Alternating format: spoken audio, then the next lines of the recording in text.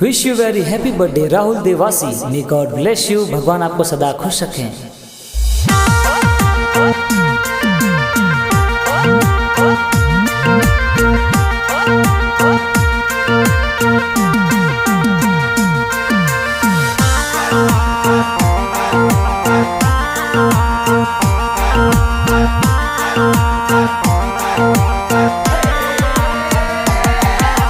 Wish you very happy birthday Rahul Dewasi. आपने भाटी बथोरो गाँव कही जे खटोड़ा देवासी जाते, खटोड़ा देवासी जाते।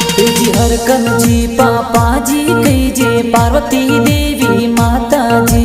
मम्मी पापा तो घना हुसीला केक थोन खिलावे, केक थोन खिलावे। हो जा राम भरत भाई केक प्यारो लावे। जोसना देवी भाभी जी तो गिफ्ट प्यारा देवे, गिफ्ट प्यारा देवे। नीता सीमा के तन बहनों केक प्यारो खिलावे। सगड़ो परिवार मिलने देखो